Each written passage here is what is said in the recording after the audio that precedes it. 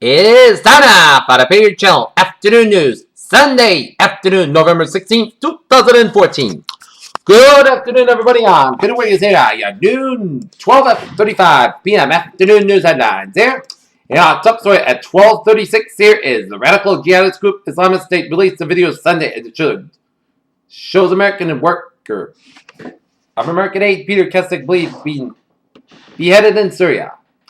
On Sunday, OSCE members watched as recovery workers in rebel-controlled eastern Ukraine load debris from the crash site of Malaysia Airlines Flight 17 4 months after the plane was brought down. It's been 100 days since Mike Brown was killed in Ferguson, Missouri, and the grand jury responsible for deciding whether to indict police officer Jared Wilson and the death of the 18-year-old could deliver its decision any day. Dumb and Dumber 2 tops the box office this weekend. Will Muschamp is a good guy whose offensive fails eventually cost him the Florida Gator coaching job. Muschamp will be the most sought-after defensive coordinator in the country, and already fans at Auburn, South Carolina, and Texas A&M are clamoring.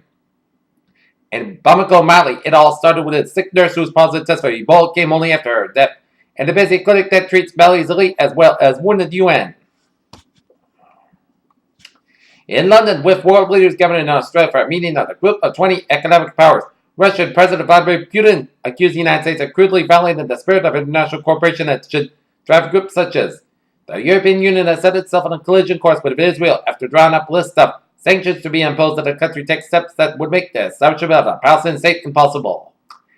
In Brisbane, Australia, President Obama discussed and dismissed renewed criticism of his signature healthcare law. Sunday disputed the distortion from a former architect of the policy who claimed the administration has deceived lawmakers.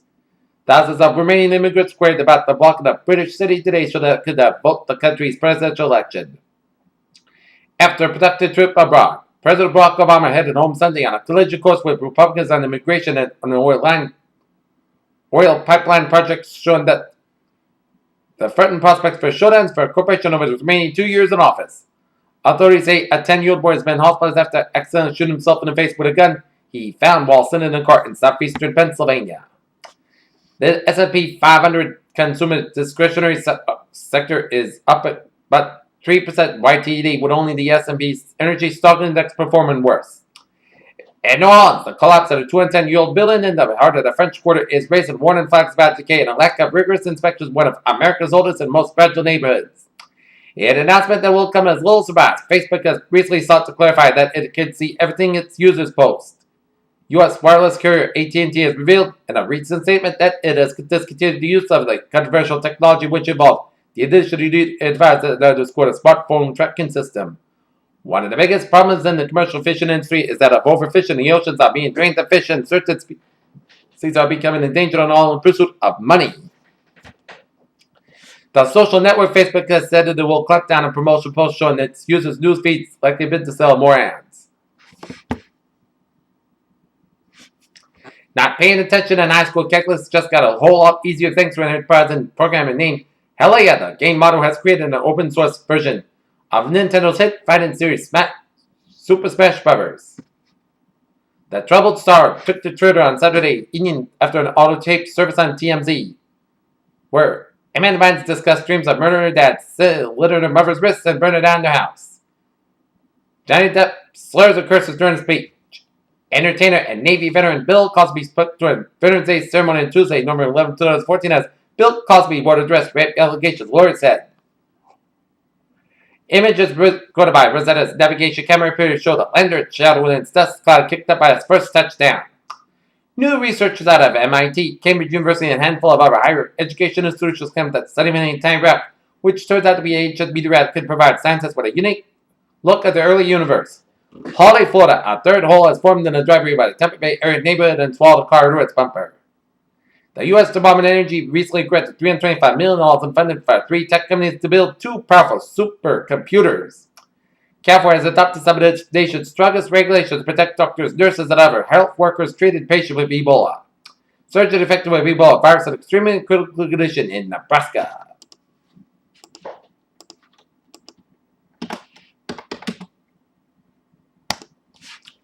Okay, take a look at New England's alerts.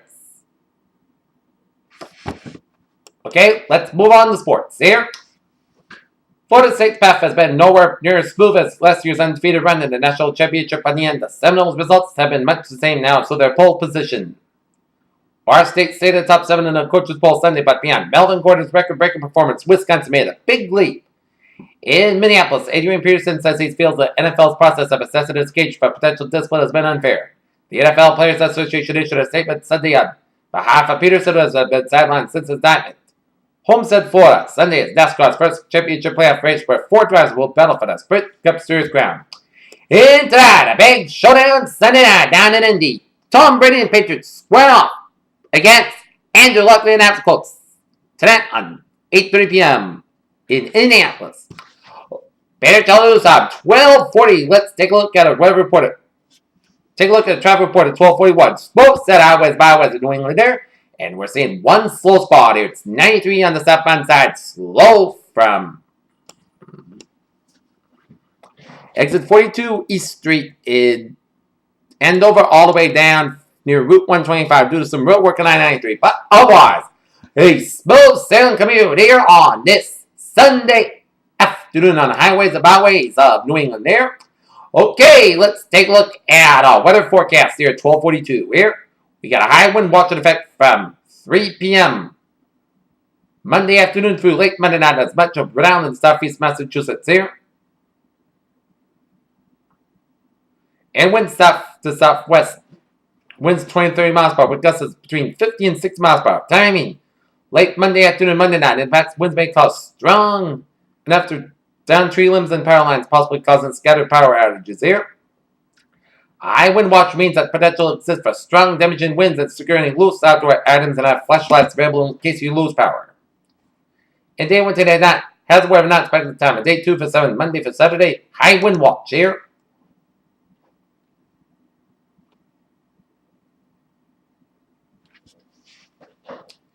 So this afternoon, most of the skies got about 45 degrees, southward about 5 to 7 miles per hour. Today, rain mainly. After 3 a.m., Punchbox after 3 a.m., lower at 36 degrees, light available wind. Chance is 8%, new principal amounts between the 10 and quarter inch possible. Monday, rain with a thunderstorms also possible after 5 p.m., Punchbox before 10 a.m. Then Punchbox between 11 a.m. and 3 p.m., high 159 degrees, calm wind becoming for about 5 to 8 miles per hour in the afternoon. Chance is 100%, new rainfall amounts between 3.5 and 3/4 inch possible. Monday night, showers are possibly a thunderstorm before midnight, then a chance of showers. Low about 35 degrees. Breeze with a southward about 19 to 24 miles coming.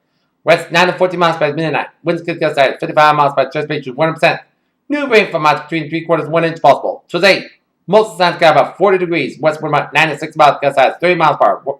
Tuesday night, Podcast got low about 23 degrees. Wednesday, Seth's got about 36 degrees. Wednesday, Podcast got low about 27 degrees. Thursday, Seth's got about 44 degrees. Thursday night, Podcast got low about 27 degrees. And for Friday, both sides got about 41 degrees. Friday night, most skies got about 27 degrees. And for Saturday, both sides got about 41 degrees. Haters, what a freak of the day. Mostly cloudy day temp. Not temperature 41 degrees, overcast skies. That's me for the Peter Channel Afternoon News on this November 16, 2014 on Sunday. Peter would say we have a good day, and I'll see you at 5 o'clock.